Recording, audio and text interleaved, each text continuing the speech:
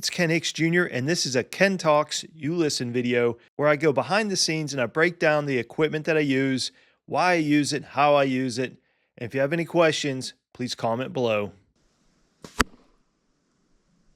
It's all about fun for me. So this is a 32 caliber muzzleloader. It's Traditions. They're kind of on the expensive side. I bought this a few years ago for, man, I like to say it was like $350, but now I was pricing them and they're like $600-700. So fun gun to shoot.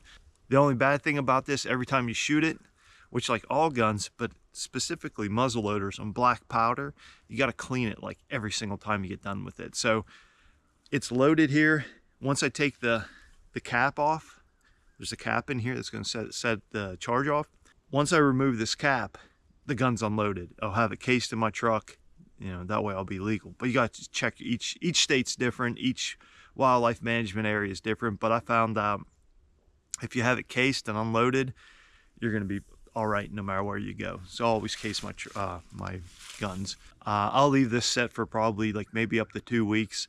I don't have to clean it out or anything like that, but it's almost the end of the season. I think I have one more hunt left, and then I'm just going to have to shoot it off into a stump somewhere. So, and then you got to clean it. At the end of the season clean on black powder, it's a little bit more in depth where you have to do a real thorough clean and inspection, but mainly a cleaning, because the black powder is extremely corrosive. So in my opinion, it's more fun to shoot, but it's a little bit more maintenance. So take that for how you will.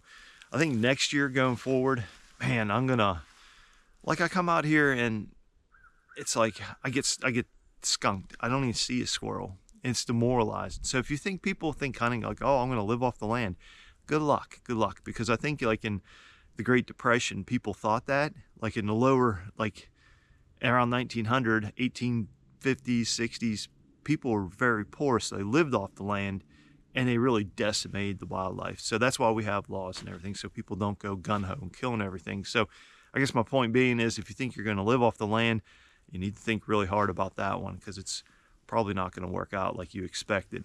But like today, I mean, I didn't see a squirrel.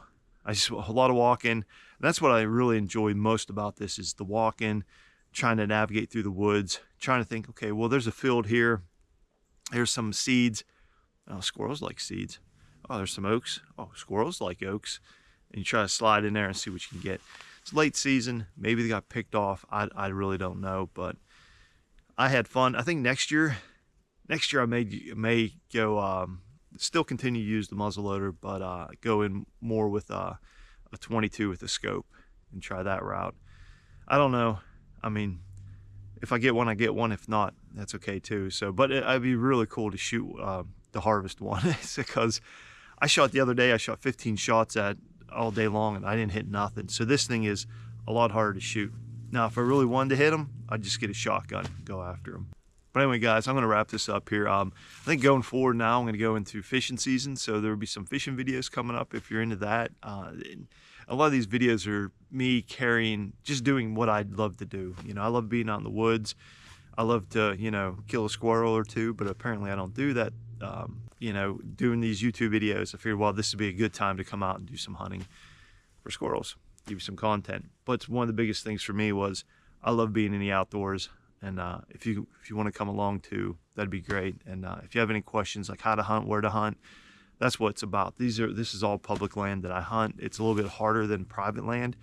But next year, like if I get a 22, a silencer, and scope, people are going to be land will be more readily accessible to you to hunt. Because if I ask a farmer, can I use my high-powered rifle to hunt deer on his property?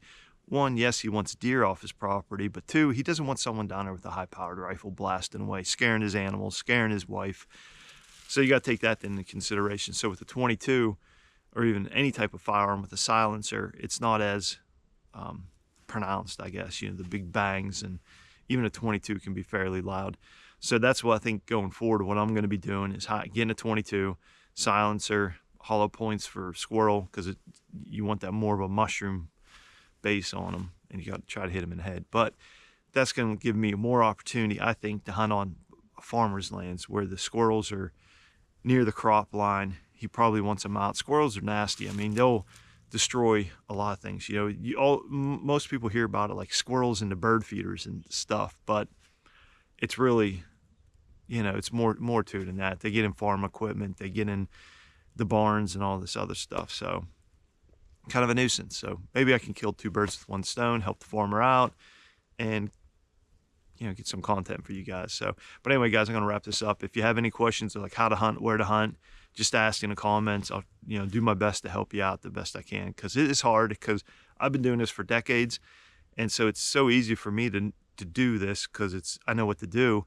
But as someone that's just starting out, I can see where this is problematic. So, but the big thing is, don't go spending crazy amounts of money on gear, guns, and stuff like that, because you really don't need it. But if you think it's cool, then do it. It's like this muzzleloader. You don't really need it. I just go get a 500 Mossberg and be done with it.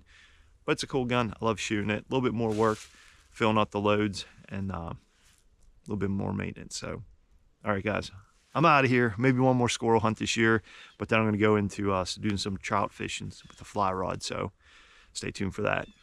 If you enjoyed this video, and if you would like to support me, visit wildandthunder.com and pick something up. Like and subscribe to this channel.